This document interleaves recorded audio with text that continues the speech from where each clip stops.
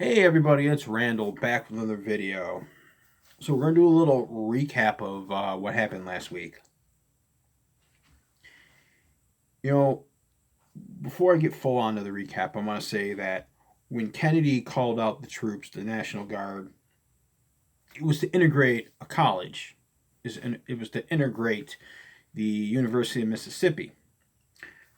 James Meredith was set to attend. A lot of people didn't like that. They didn't want the school integrated. So he sent out the troops to make sure that Meredith got into college. Flash forward to 2020. Donald Trump again has called out the National Guard, only he wants them to fire at American protesters. Protesters basically using their First Amendment right. Last week saw the police in Buffalo, who were part of a task force, all resign. Not because they were told, hey, use force on civilians. No, no, no, no, no, no, no. They were upset that two of their own got arrested and charged because they shoved down a 75-year-old man. And now, keep in mind, the original press release that the Buffalo PD sent out was that this man tripped and fell and needed medical assistance. Only to find out an NPR film crew was there and they recorded the whole damn thing. Makes you wonder how many more of these incidents occur when the cameras aren't rolling. What the police try to get away with. Last week we saw Donald Trump, the man who said he would stand against leaders like Kim and Durante, cower in a bunker because of protesters. Now he claimed, I just went to inspect it. Well, if you're not intending on using it, why do you need to inspect it? There you go.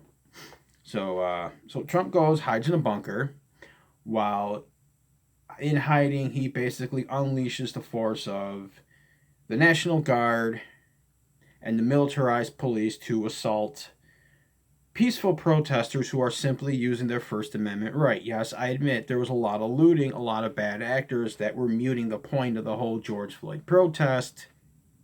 Doesn't change the fact that now we have a sitting president who is telling American citizens who are in the National Guard, I need you to fire on American citizens.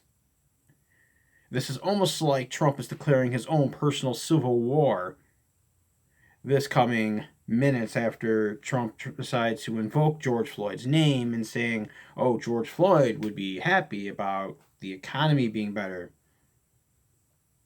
As if that had anything to do with anything. Keep in mind, just a few hours later, good old President Flip Flop decided to put out several tweets retweeting stuff that said George Floyd was a crook, a criminal, and a bad guy. That's notwithstanding the fact that, the guy was suffocated for 8 minutes. It has been a crazy week in this country. And I know things look very bleak, but you got to be positive. If we survived the riots in the 60s, and as a country got through it, we'll get through this. We will get through this as a country. We will find a way through it in spite of Trump.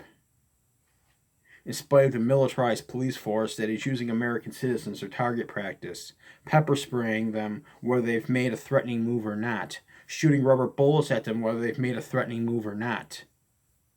All the dirty, hairy wannabes on the police force are basically considering that they have free reign because the president told them, shoot at protesters. You know where they shoot at protesters? North Korea. North Korea, which is a dictatorship, is where they shoot at protesters. Trump in a bunker, which sounds like a weird video game. Trump in a bunker. Trump unleashing military force on U.S. citizens. And the Buffalo PD where 57 members of a task force resigned because they were upset that they couldn't get away with assaulting a senior citizen. This has been a very crazy year. This has been a very trying year. But the fact is, we've had trying years in the past. 1968. Just go ahead and Google 1968 for all. I believe that was your King was assassinated. That was your Kennedy was assassinated. Robert Kennedy, that is.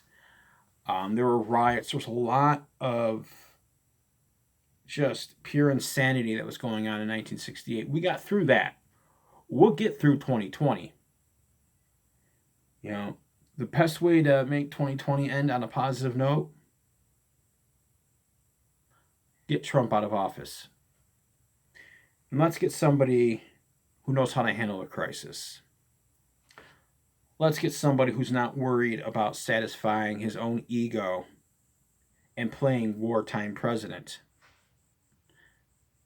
Let's get somebody in office that actually gives a damn about this country. And that is how you will take what is shaped up so far to be the worst year in recorded human history and end it on a positive note. That's all. Have a good day and a better tomorrow.